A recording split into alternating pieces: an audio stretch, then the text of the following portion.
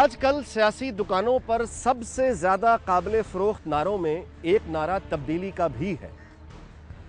हर सियासी जमात हमें यकीन दिलाने में मसरूफ है कि तब्दीली का दरअसल निशान उसकी क़यादत है, या ये कि अगर हम वाकई मौजूदा सियासी और समाजी निज़ाम से बेजार हैं और तब्दीली चाहते हैं तो हम पर लाजिम है कि हम उसकी जमात को ही वोट दें।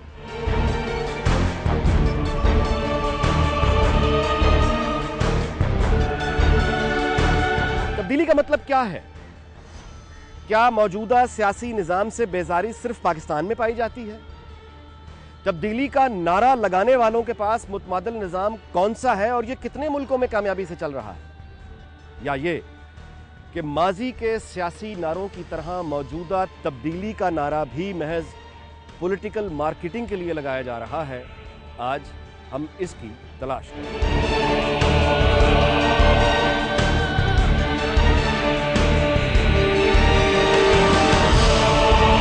क्या तब्दीली के नारे महज इलेक्शन कैंपेन का हिस्सा हैं या वाकई पाकिस्तान की सियासी जमातें स्टेटस को तोड़ने पर आमादा और राजी हो चुकी?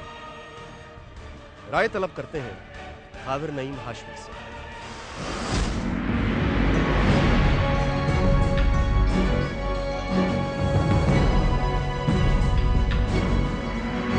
पाकिस्तान में जो हमने तब्दीली देखी वो 67-68 था, जब भुट्टो साहब एक मकबूल लीडर बनकर सामने आए थे। और हमारे खित्ते में जो दूसरी बड़ी तब्दीली की एक अलामत है वो खुमैनी है कि जब तब्दीली आती है तो फिर खुमैनी आता है, और खुमैनी आता है तो एक तसलसल के साथ पूरी सोसाइटी चेंज हो जाती है, तब्दील हो जाती है। और पाकिस्तान में जो तब्दीली है, जो आप अब आजकल लोग कह रहे हैं तब्दीली आ रही है, आजकल की तब्दीली ये है कि ईरान में तब्दीली आती है तो खुमैनी आ जाता है, और जब पाकिस्तान में तब्दीली आती है तो मौलाना ताहरुल कादरी आ जाते हैं। ताहरुल कादरी और इमाम खुमैनी, आप इनका कंपैरिजन करें, इनका बैकग्राउंड देखें और उसके बाद देखें कि क्या वाकई पाकिस्तान में कोई तब्दीली आने वाली है।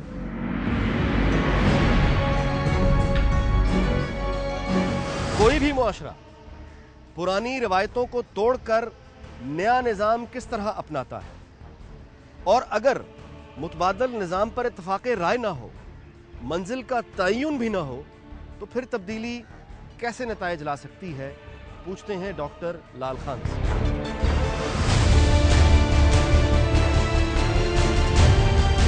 जो हमारे हुक्मरान चेंज की बात कर रहे हैं, हुक्मरान सियासतदान जो है तमाम पार्टियों के, वो in fact it is a change without a change. क्योंकि अगर आप तमाम पार्टीज़ के मंशूर देख लें, उनके प्रोग्राम देख लें, तो कहीं पर भी कोई मुतबादल ऐसा माशी निज़ाम नहीं है, इक़्तिसादी निज़ाम नहीं है जो लोगों के मसाइल और ज़रूरियात और मेहनत कश तबकात के जो मफादात और मुतालबात हैं उनसे मुताबिकत रखता हूँ। तमाम प्रोग्राम एक ऐसे निज़ाम के प्रोग्राम हैं जो सरमायादाराना निज़ाम है, जो हुक्मरान तबकात के मफादात के तहफ़्फ़ुज़ का निज़ाम है, जिसमें दौलत और मुनाफा बुनियादी मकसद है पूरी मईशत का, सियासत का और रियासत का।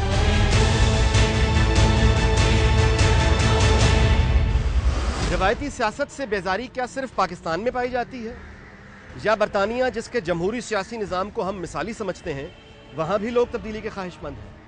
और यूरोप के दीगर ममालिक में तब्दीली के ख्वाहिशमंद क्या देख रहे हैं?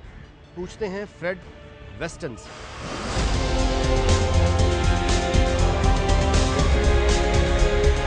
I would point out a few things that have happened in Britain. मैं बरतानिया में रूनुमा होने वाली चंद चीजों के मुतालिक बताऊंगा। Scandals which have really shaken the establishment. Chand scandals ने एस्टेब्लिशमेंट को हिला कर रख दिया है, जैसे अरकान पार्लियामेंट के अखराजात का scandal, which may be according to Pakistani standards, मगर शायद पाकिस्तान में होने वाली करप्शन के मेयार के मुताबिक ये बहुत कम है, of thieving and corruption. मगर फिर भी बरतानिया के अरकान पार्लियामेंट सरकारी अखराजात को अपने ज़ाती इस्तेमाल में ला रहे थे। इसके अलावा देखने में आया है कि फोर्सेस जैसे पुलिस का एक से ज़ायद जराइम पर पर्दा डाल involved in more than one cover-up. Is it true that the net result is that people are generally fed up with the politics, or they are taking interest, or they want change? Well, People want change. लोग तब्दीली चाहते हैं और ये बहुत साफ है कि लोग अब तब्दीली चाहते हैं। मैं बात को इस हद तक नहीं ले जाऊंगा कि मैं ये कह दूं कि लोग जमहूरियत से ही तंग आ चुके हैं, मगर मामला ये है कि मौजूदा निज़ाम से और मौजूदा सियासतदानों से लोग मुतनफ़िर होना शुरू हो चुके हैं। And we have to remember what is being और done. हमें ये याद रखना चाहिए कि बरतानिया के लोगों के साथ क्या क्या किया गया। ट्यूशन फीसें बढ़ा दी गईं। इसका नतीजा ये निकला कि पिछले चंद सालों में नौजवानों की बड़ी तादाद यूनिवर्सिटी में दाखिला नहीं ले सकी, क्योंकि बहुत से नौजवानों को पता था कि ये फीस देने की सलाहियत नहीं रखते। 9,000 पाउंड एक साल की फीस। £9,000 a year. पेंशन की सहूलियात कम हो गई, सेहत की सहूलियात कम हो गई, समाजी और सेहत के ऊपर अखराजात को कम कर दिया गया और आगे जो होने जा रहा है वो इससे भी बदतर है। What's coming is even worse. Imran Khan का जो पहला जलसा था लाहौर में, वो यूथ का जलसा था और मेरे ख्याल में उसमें 2.5 लाख आदमी मौजूद थे। इमरान खान का जो अभी जलसा हुआ है, इसमें 2 लाख आदमी थे, 50,000 आदमी कम हो चुके थे। मैं उस जलसे में भी 8-10 घंटे बैठा था और मैंने इस जलसे को भी बड़े गौर से देखा है। इसमें जो गैदरिंग थी वो काफ़ी हद तक तब्दील हुई थी। वो नौजवान जो खुद जलसा करवा रहे थे पहले, वो नौजवान जो नज़्म व नस्क संभाले हुए थे, इस दफ़ा वो नौजवानों ने अपनी वो ड्यूटी अंजाम नहीं दी जो नौजवान ये सोच के कर रहा था कि ये उसका अपना जलसा हो रहा है।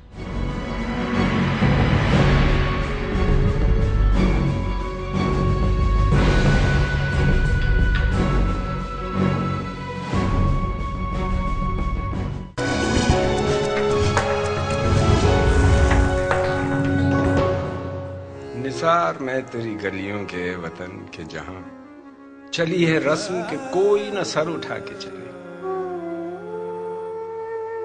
जो कोई चाहने वाला तवाफ को निकले नजर चुरा के चले, जिस्म जान बचा के चले।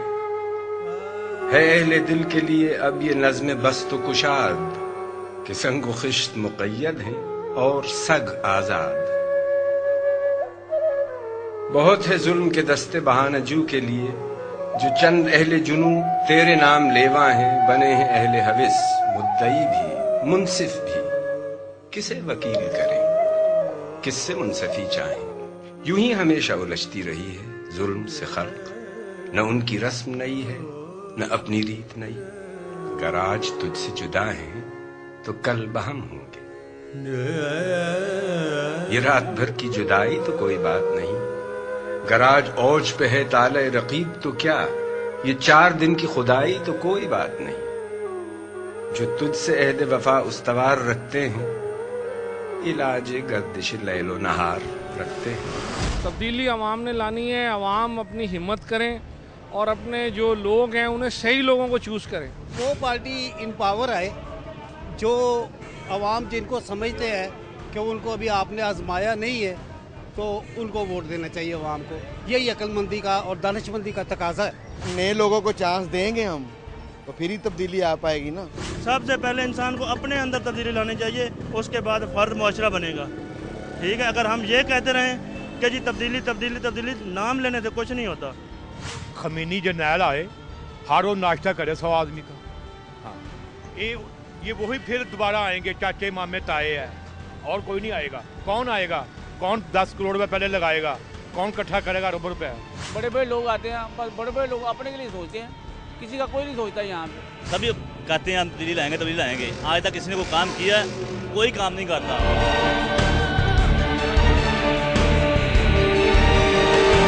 पाकिस्तान तहरीक-ए-इंसाफ चेंज के नारे के साथ नौजवानों में खासी मकबूलियत रखती है। पूछते हैं इब्रारुल हक से कि इस तब्दीली का असल मतलब और मफहूम क्या है।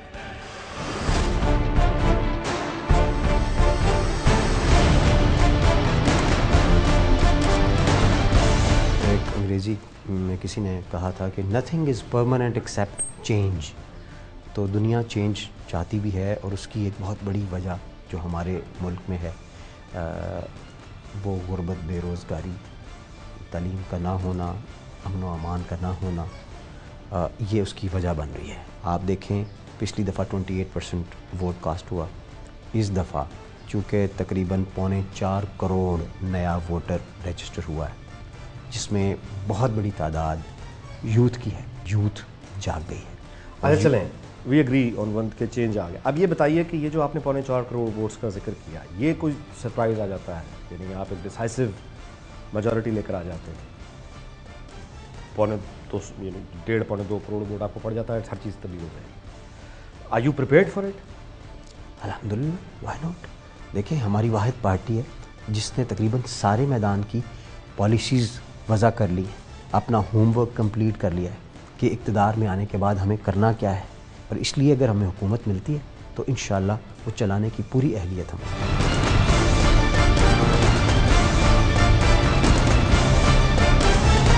तरीके इंसाफ ये कहे कि वो इंसाफ की बात करते हैं, उसका नाम ही तरीके इंसाफ है।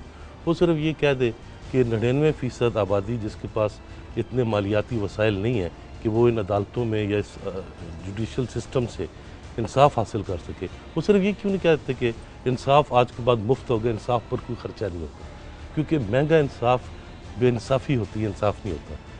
ये इंसाफ तो दरकिनार, वो तालीम को मुफ्त करने की बात क्यों नहीं करते? वो इलाज को मुफ्त करने की बात क्यों नहीं करते? जिस तरह हर साल 5 लाख से ज़्यादा औरतें ज़चगी के दौरान सिर्फ इसलिए मर जाती हैं कि वो नई ज़िंदगी को ज़िंदगानी देते हुए अपनी ज़िंदगी खो देती हैं, क्योंकि इस माशरे के पास वो वसाइल, वो इलाज की सहूलियात मुयसर नहीं है जिनके तहत उनकी जो बर्थ है वो सस्टेनेबल हो सके।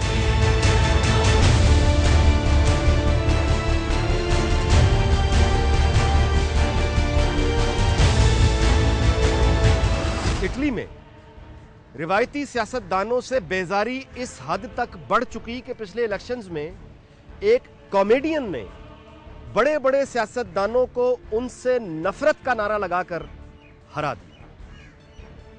इटली के अवाम अपनी सियासत से इतना बेजार क्यों है? पूछते हैं क्लॉडियो बैटोली से।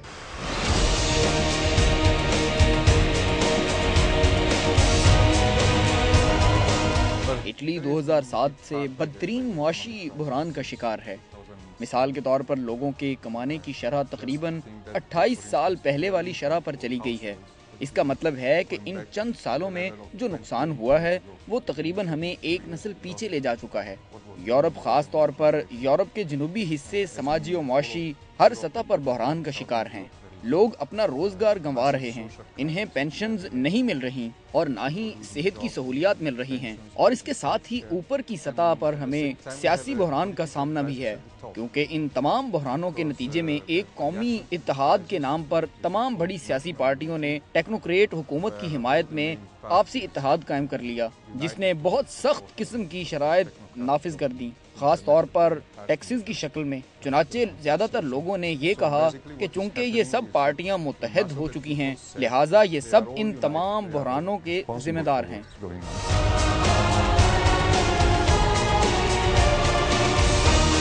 इमरान खान का जो अभी जलसा हुआ है, ये यकीनन एक बहुत बड़ा जलसा था, इसमें कोई शुबा नहीं। लेकिन उसके बाद नवाज शरीफ का सिर्फ नौशहरा शहर का जो जलसा था, उसकी गैदरिंग को आप नज़रअंदाज नहीं कर सकते।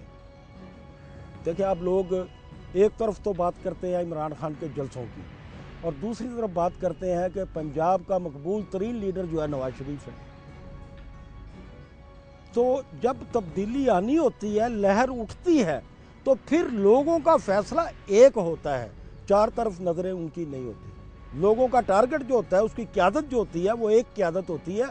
मुख्तलिफ और मुतजाद राहों पे चलने वाले लोग, उनकी क़यादतें नहीं होती।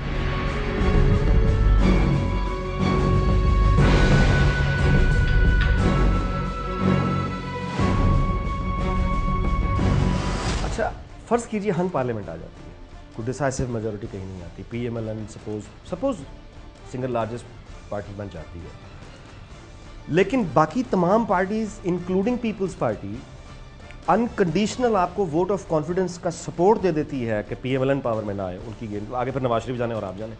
यानी पीपल्स पार्टी, MQM और तमाम तीनों सूबों की जमातें मिलकर आपको unconditional suppose vote of confidence offer करती है टू मेक अ गवर्नमेंट के इमरान खान गवर्नमेंट बना ले, तरीके से आप गवर्नमेंट बना ले, और पीपल्स पार्टी वजारतें आपसे ना ले, वो खामोश प्लेयर बन जाए, बाकी अपोजिशन नवाज शरीफ हो, हुकूमत आपकी हो, तो फिर आपका रिएक्शन क्या होगा? देखिए, मैं अपनी पार्टी के बिहाफ पे तो कुछ नहीं बोल सकता, बिकॉज इस तरह के बड़े फैसले हम अपनी कमेटीज़ में करते हैं, जो हमारा स्ट्रेटजिक पॉलिटिकल स्ट्रेटजिक कमेटी है उसमें करते हैं। लेकिन अपना ओपिनियन ज़रूर दे सकता हूँ कि मेरा वोट ये होगा कि हमें हुकूमत ज़रूर बनानी चाहिए, अगर वो वर्ड अनकंडीशनल साथ जुड़ा हुआ है और अनकंडीशनल सपोर्ट अगर मिल जाती है तो फिर तो खान साहब को अपना विज़न लागू करने में कोई दिक्कत नहीं होगी। हम हुसूल इक़्तिदार के लिए सब कुछ नहीं कर रहे, हम एक तब्दीली लाने के लिए कर रहे हैं, और अगर उसमें हमें कोई कॉम्प्रोमाइज़ करने पड़ते हैं तो फिर ये किसी भी सूरत सपोर्ट जो है वो एक्सेप्ट नहीं की जाएगी। हम यही चाहेंगे कि हम अपोजिशन में बैठें, लेकिन अगर अनकंडीशनल सपोर्ट मिलती है तो ये मेरी अपनी ज़ाती राय या जो मेरी पार्टी की राय नहीं, तो हमें ज़रूर हुकूमत बनानी चाहिए और अपना जो विज़न है उसको इम्प्लीमेंट करना चाहिए।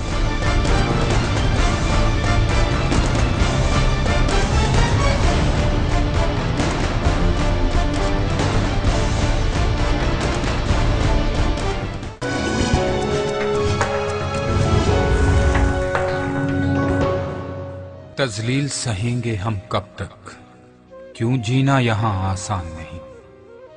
जो ख्वाब था लाखों आंखों का, ये वो तो पाकिस्तान नहीं।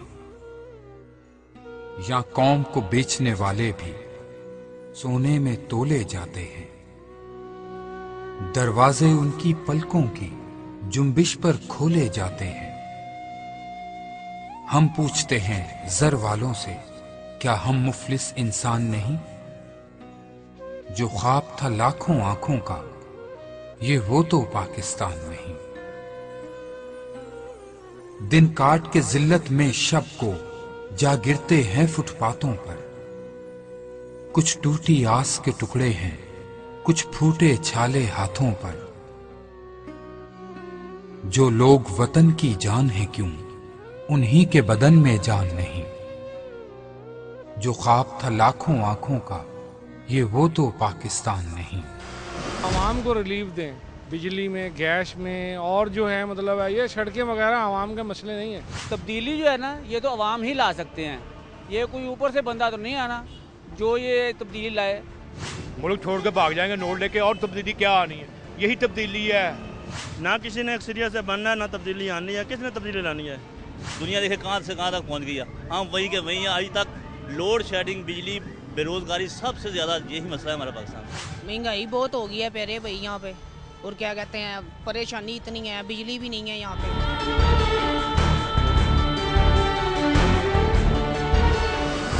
पेंशन की सहूलियात में कमी, कमाने की शरह में कमी, रोजगार के अदम फराहमी और बढ़ती हुई गुर्बत। हमें याद रखना चाहिए कि यूनान में जब से 2008 में मुआशी बहरान शुरू हुआ, हर 3 में से 2 नौजवान बेरोजगार हैं। तकरीबन 62% नौजवान बेरोजगार हैं और कुल आबादी और कुल बेरोजगारी तकरीबन 30% तक बढ़ चुकी है। सियासी जमातें जो वोट से पहले कोई साख रखती थी, तेजी से अपनी साख गंवाती जा रही हैं अपनी इन पॉलिसियों की वजह से जो उन्होंने बनाई हैं। And this is leading to a situation. ये तमाम सूरत हाल एक झुंझलाहट की कैफियत को जन्म दे रही है, और खास तौर पर नौजवान नस्ल में। अगर आप यूरोप जाकर किसी नौजवान से बात करें, यूरोप के किसी भी मुल्क जाकर आप 15 साल, 16 या 17 साल की उम्र के लोगों से बात करें कि वो अपना क्या मुस्तकबिल देख रहे हैं। अगर बरतानिया में इनको एक यूनिवर्सिटी में दाखिले के लिए 9,000 पाउंड सिर्फ ट्यूशन फीस की मद में देने पड़ रहे हों, और इसके बावजूद अगर यूनिवर्सिटी से पढ़कर निकलते हैं तो इनको बाहर कौन सा रोजगार मुयस्सर होगा।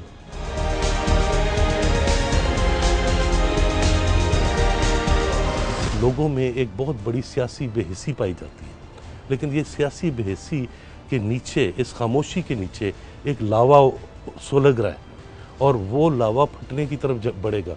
और ये लोग जो शहबाज शरीफ और दूसरे राइट विंग के जो लीडर्स हैं, ये जब इनकलाब की और खूनी इनकलाब की बातें करते हैं तो ये उससे खौफज़दा हैं, उनको पता है। लेकिन अपनी आसाइश को, अपनी दौलत को, अपने मुनाफों को, अपनी हैसियत को बरकरार रखने के लिए वो हर बाजी लगाने के लिए तैयार है। लेकिन उसके लिए ये कि उनको मज़ीद लोगों को कुचलना पड़ेगा, मज़ीद उजरतें कम करनी पड़ेंगी, मज़ीद महंगाई ज़्यादा करनी पड़ेगी, जो इस निज़ाम में मजबूरी है अगर इस सरमायादाराना निज़ाम को कायम रखें।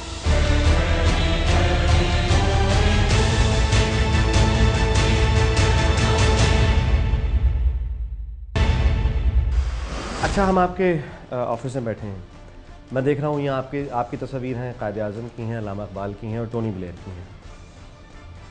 तो these are people all of them dear to you. Imran Khan की तस्वीर यहाँ नहीं है।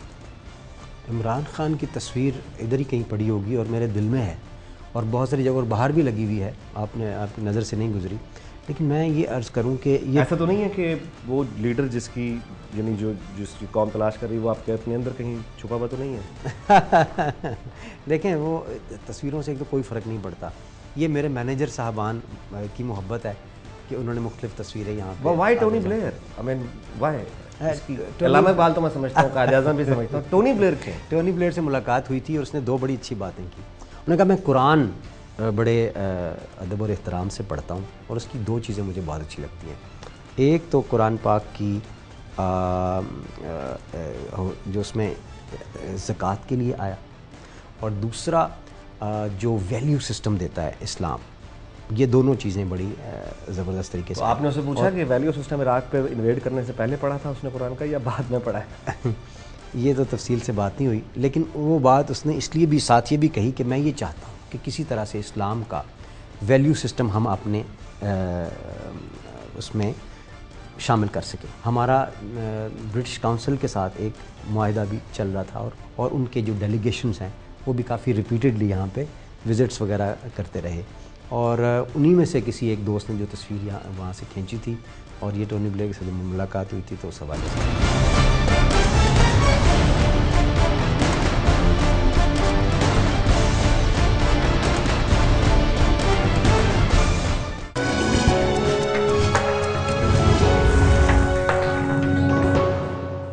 ये है मेरी कहानी, खामोश जिंदगानी, सन्नाटा कह रहा है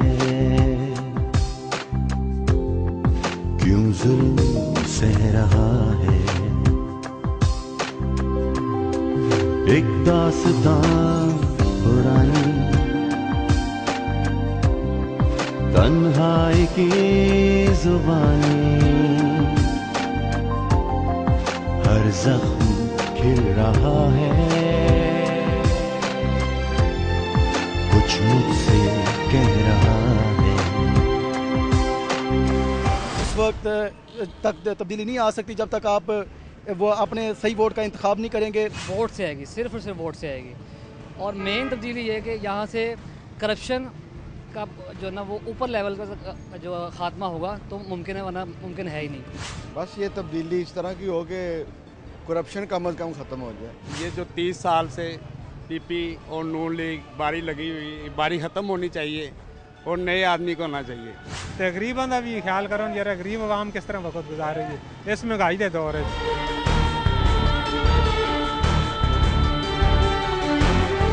जब हम तब्दीली की बात करते हैं तो हमारी तो इकॉनमी तो वही IMF है, वही वर्ल्ड बैंक है, पैसा हमने उनसे लेना है, ज़राए पैदावार वही के वही हैं, कोई बड़े प्रॉफिट्स सारे के सारे। तो फिर तब्दीली जब तक मौशी तब्दीली नहीं आएगी बाकी तब्दीली कैसे आएगी? ये जो आप बात कर रहे हैं ये सवाल मैंने किया था मोहतरमा बेनज़ीर भुट्टो से लाहौर प्रेस क्लब में। जब दूसरी बार वो माजूल हुई तो मैंने उन्हें कहा कि बीबी आप जुल्फ़िकार अली भुट्टो की पार्टी के साथ चल रही हैं और आपका ख्याल है कि अवाम जो है आप लोगों के साथ है। मुझे सिर्फ 1-2 सवालों का जवाब दे दें कि जब नवाज शरीफ की हुकूमत होती है तो शरीफ शहरी की जितनी बेइज्जती थाने में होती है, जितनी इज्जत नफ्स उसकी थानों में ख़राब की जाती है, कचहरियों में की जाती है, उसी तरह का आलम आपके दौरे हुकूमत में होता है। कोई तब्दीली आती है कि किसी शहरी को रिलीफ मिल सके? जब नवाज शरीफ होता है तो आपके यूटिलिटी बिल जो है वो IMF और दूसरे आलमी अदारे बनाते हैं। जब आप आती हैं तो हमारे यूटिलिटी बिल जो है वही ताकतें बनाती हैं। तो फ़र्क मुझे समझाएं। बीबी खफा हुई थी जवाब देने की बजाय, और यकीनन ये सवाल मौजूद है।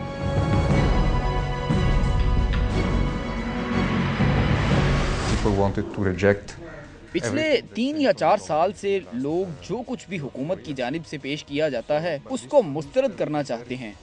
उसकी वजह से एक मुस्तकिल किस्म का सियासी बहरान पैदा हो चुका है। क्योंकि इसका मतलब है अगर वो इस सियासी इत्तेहाद में रहे तो उनको मजीद शराइत मानना पड़ेंगी। मगर अगर ये दूसरे से लड़ना शुरू हो जाएं तो ये यूरोपियन यूनियन या मरकजी बैंक में इटली की जानिब से मंसूबों पर अमल दरामद नहीं कर पाएंगे। इसको भी एक इनकलाबी बहरान कहूँगा। मतलब ऊपर की सतह पर बहरान के जहाँ हुक्मरान मजीद हुक्मरानी करने के काबिल न रहें और फिर लोग ख़ास तौर पर नौजवान पिछले 10 सालों में जो देखा उसमें मुकम्मल तौर पर तंग आ चुके हैं।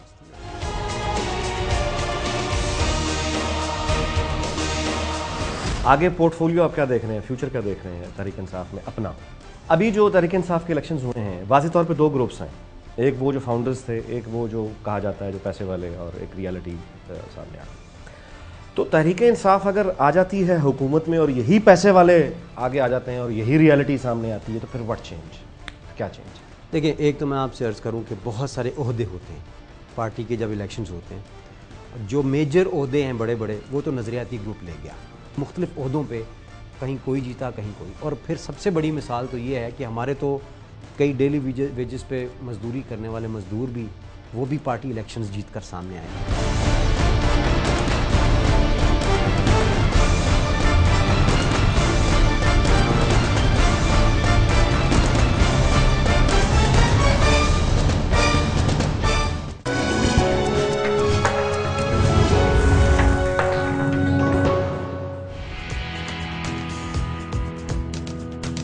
कितने सवालों के जवाब मिले हैं अब तक,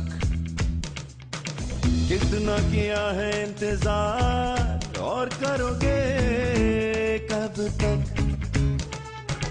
कब तक रोना पड़ेगा जो है खोना पड़ेगा, कहता हूँ सुन लो मेरे यार, अब खुद कुछ करना पड़ेगा हमको, जगना पड़ेगा,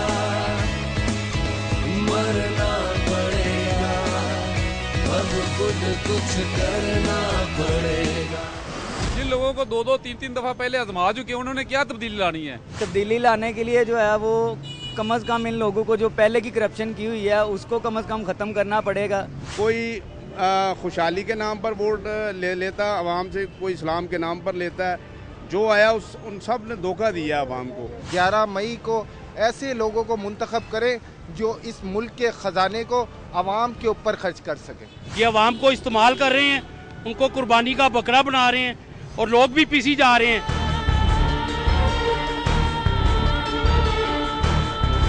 सोल्यूशन ये है कि जिसके करीब बहुत हद तक 68-69 में मूवमेंट पहुंच गई थी और उसमें कुछ इकदाम भुट्टो साहब ने किए थे, लेकिन उनके नामुकम्मल रहने की वजह से हुक्मरानों ने उनको मार दिया था।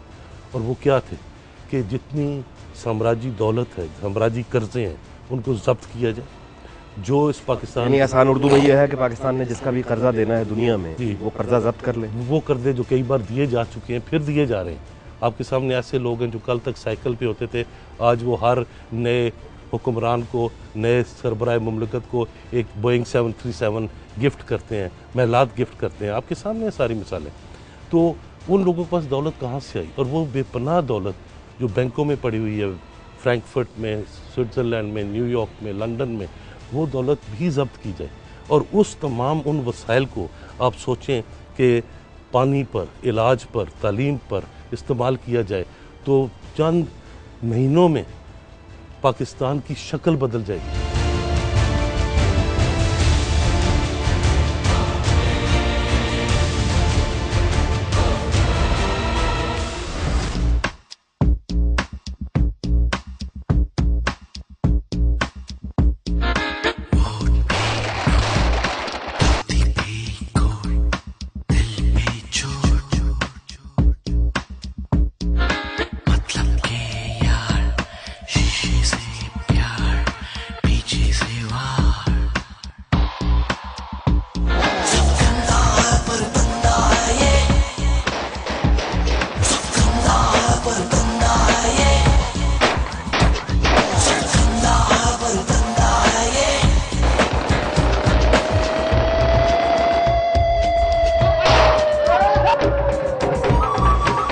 It's like a ये एक प्रेशर कुकर की तरह है जहां दबाव अपनी हद को पहुंच चुका है और तकरीबन फटने के करीब है।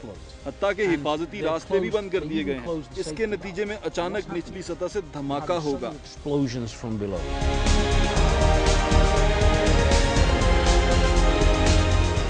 अभी तक जो हम देख रहे हैं तब्दीली वो तो ये है कि अमीर मुकाम साहब नवाज शरीफ के साथ आ गए। जो तब्दीली हमने देखी, मारवी मेमन साहिबा आ गई, हुमायूं अख्तर नवाज के पास आ गए, जरदारी साहब ने जिसको कातिल लीग कहा उन्हीं से हल्फ ले लिया। अभी तक तो ये तब्दीलियाँ हैं। इन तब्दीलियों का इम्पैक्ट क्या लोगों में क्या होता है? इन तब्दीलियों का उल्टा इम्पैक्ट होता है कि जैसे ना इमरान खान के जलसे में मैंने बताया, पहले जलसे में लाहौर में 2.5 लाख से ज़्यादा लोग मौजूद थे। फिर ये जो देखा सारा कुछ लोगों ने कि वहाँ क्या हो रहा है, यहाँ क्या हो रहा है, वहाँ क्या हुआ, फिर एक डिप्रेशन में गए। वो 2.5 लाख जो आदमी थे वो 2 लाख में चले गए। अगर यही सूरत हाल रही तो मुमकिन है कि लोग और मज़ीद डिप्रेशन में चले जाएं और लोग बहुत कम तादाद में वोट डालने भी जाएं। लेकिन मैं अर्ज़ करूँगा पाकिस्तान के लोगों से कि आपका इस बार 100% वोट डालना बहुत ज़रूरी है। अगर लोग निकलेंगे, लोग वोटिंग वाले दिन तफरीह करने नहीं चले जाएंगे, छुट्टी मनाने नहीं चले जाएंगे, लाइनों में लगेंगे, तो यकीनी लोग जो तब्दीली चाह रहे हैं उसमें लोग अपना हिस्सा डालेंगे।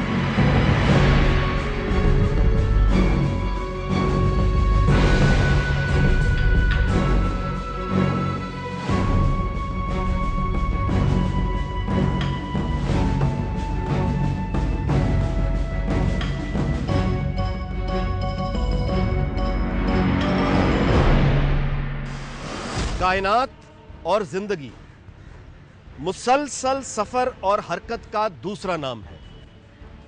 निज़ाम कुदरत में कोई चीज जामिद या मुसलसल सुकूत का शिकार नहीं रह सकती। लाजिम है कि इंसानी माशरे भी तब्दील होते रहें और यही इंसानी तारीख है। कोई हुक्मरान तबका अपने माशरे पर हमेशा के लिए तो काबिज रहा है और ना रह पाएगा। फर्क सिर्फ यह है कि हुक्मरान तबका बदलते वक्त के साथ नए तकाज़ों का खैर मकदम करता है तो तब्दीली खुशगवार और पुरअमन होती है। लेकिन अगर हुक्मरान तबका तब्दील होने से इनकार कर दे तो फिर लोग आगे बढ़कर मामलात अपने हाथ में ले लिया करते हैं और ये रास्ता हमेशा खुशगवार नहीं है। ओए वेख तमाशा दुनिया वेखे मुल्क दे विच की तेरे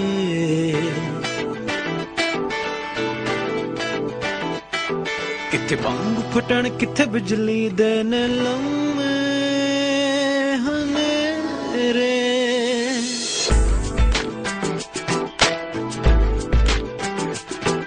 इथे लोकी भुखे मरदे ने इथे वसदे ने वडेरे